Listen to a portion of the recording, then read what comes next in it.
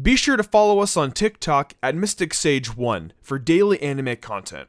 When it comes to Naruto, you always think of the village of Konoha, the leaves falling, Ichiraku ramen smell in the air, and kids playing ninja tag. Maybe a rogue ninja trying to destroy the village here and there, and an Akatsuki member trying to come and capture Naruto. Nothing but fond memories, right? But when it comes to Boruto, however, I would say it is not as bad as everyone claims it to be. Granted, I have read the manga and know the story and what's going on in the series. The anime, on the other hand, is more, how do I say, fillerish. The beginning part of it is mainly filler until you get to the Momoshiki arc. Everything else is just some slice of life, to be honest. Boruto's cast of characters are, how do you say, irrelevant. Unless you're in the main squad with Boruto, everyone else is more or less an almost non-existent side character. When it comes to these characters, I just feel like they were just thrown at me and I'm supposed to accept them. But I feel like they don't add to the story how characters actually should. For instance, the kids of the Naruto main cast are just irrelevant side characters. They only tell you who their parents are and their technique, and that's the last you'll see from them for about another 10 or 15 episodes. At least they get screen time though, compared to their parents, who you rarely see, but I understand because this is about the next generation and it is about moving forward. But I think it would be cool to see how they are now, every now and then. When it comes to the main cast of the series though, I think they do an exceptionally well job of helping you understand how each one of them feels, and what goals they have set in mind. Starting with Boruto as a character, he has his own little flair to him. He is not just a carbon copy of his father, just wanting to become Hokage. He actually dislikes his father in the beginning of the series due to him not having time to spend with Boruto and the family, because he is too busy being Hokage. In my opinion, they kind of dragged it to an extent for making him hate Naruto. But I also couldn't be biased because I saw how Naruto came up and everything. He's been through a lot, and being Hokage is a hard job, and takes a lot of time. But back to Boruto as a character. Boruto is loud, energetic, and stubborn, not unlike his father, even possessing a verbal tic, datebasa, similar to Naruto's datebayo. In any case, contrasted with his dad at his age. Boruto is more refined and cunning, apparently knowing every little shortcut to everything, just as more developed in knowing how the world functions. Between the two, he is more snide. Dissimilar to Naruto, Boruto doesn't holler what he feels, which is the greatest distinction. Regardless of his laid-back disposition, he is tenacious. On the other hand, Boruto's childhood has additionally not been quite the same as that of his father's. Boruto's family is consistently there for him, and he similarly has numerous companions, and his acquisitions came effectively and normally to him from a combination of prodigious talents and nurturing parents. For these reasons, Boruto has a high opinion of himself and freely brags about his abilities. In any case, his egotism has made him place no worth in teammates or teamwork, accepting he can do anything all alone. He felt in achieving success as the main point of anything, even taking insincere shortcuts to do so. For example, using a cheat code to dominate a video game effectively, or utilizing the kote to make a facade of him mastering a high-level jutsu to acquire his entitlement to be Sasuke's disciple, and later quickly depending on a similar gadget to crush adversaries once they appear to take an advantage in the Chunin exams. Despite his arrogance, he does not look down on anyone else and is very loyal to his friends. Without hesitation, he had repeatedly come to the aid of Denki when he was physically harmed. He likes to avoid confrontation or name-calling when someone is talking behind his back, totally disregarding the circumstance out and out, except if his companions get injured, which shows his development. In any event, when a companion was uncovered to be a foe, he stayed resolved to help bring them back from their dim way.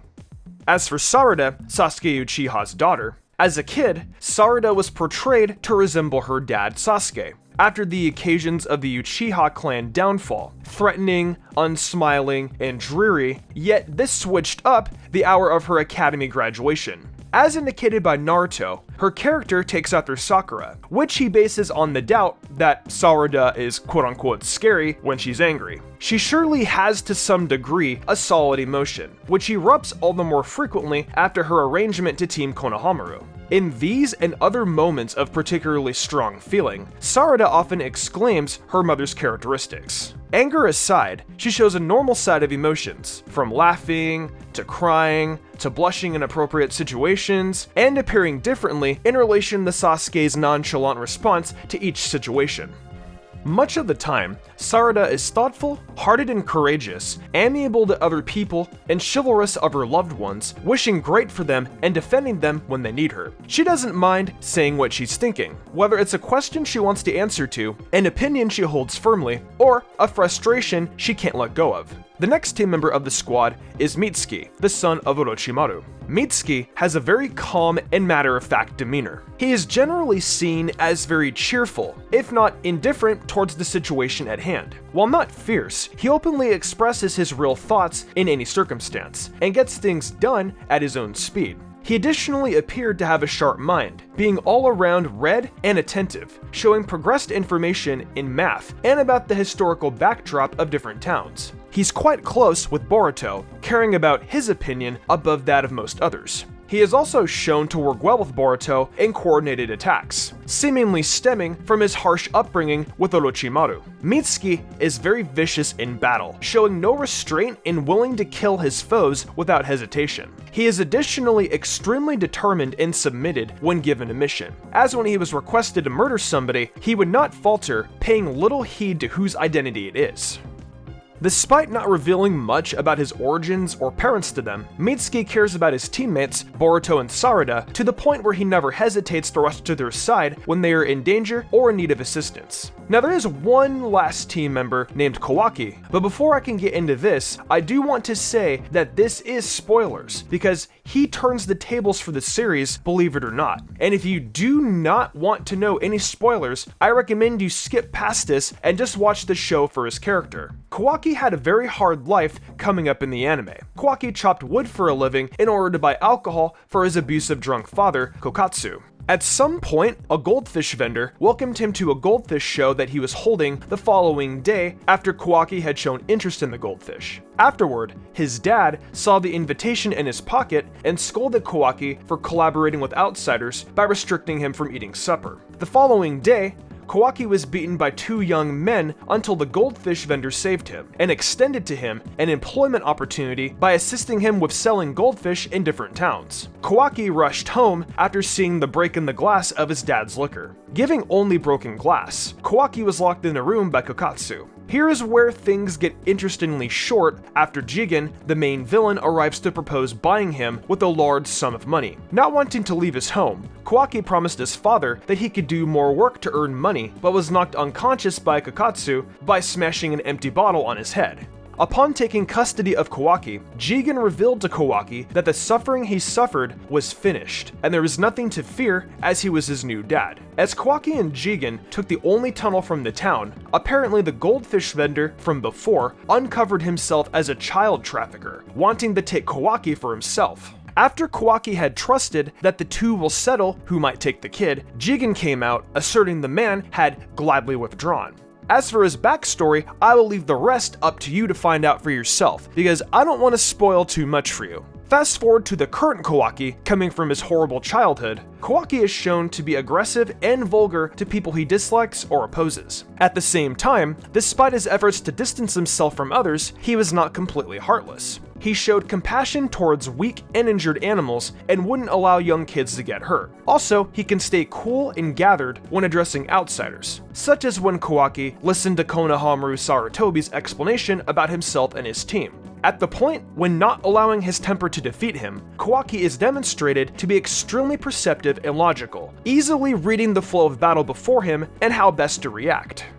Those are really the only main characters you need to be worried about in this series besides the evil organization Kata, which I also do not want to go too deep into because it contains some heavy spoilers, but I will say that Kawaki and Kata are related in the conflict that is at hand in the series. But in the end, I would definitely recommend Boruto to those old Naruto fans, and even people who know nothing of it. Getting past all the filler, which isn't even that bad, I would just say watch it if maybe you want some slice of life and want to see some other characters. But be grateful that's all the screen time they will be getting in this show. So I know you're probably saying, Mystic, where should I start if I want to skip filler? Well, I'm glad you asked. You can start at episode 157 if you have seen the Boruto movie, but if not, start at episode 51. Now, I would recommend just watching the movie, then going to episode 157, but it's all up to you on how you would like to watch it. All in all, I believe Boruto has the potential to be a really good series, especially the way the manga is going right now. In the upcoming months, I promise it will be on everyone's watch list. Well, that wraps up my review on if you should watch Boruto or not. What do you guys think of Boruto? Let me know down below. Let's get some discussion going. If you enjoyed this video, show your support by smashing the like button. Also consider subscribing if you enjoy Boruto and Naruto content. With that said though, thanks so much for watching. I'm Mystic Sage, and I will see you in the future for some more awesome anime content. Before the video closes out, I just want to thank you so much for your support during this month of July. I'm uploading every day, and with all the different anime I'm covering, I know there's a little bit for everyone. Also, if you want a little more Mystic Sage, head on over to TikTok and check us out over there for more fun, bite-sized anime videos. I've also got an Amazon store where I sell tons of Pokemon and anime merch too, so check it out. For real this time though, thanks again for watching. I'm Mystic Sage, and I'll see you tomorrow with more amazing anime content.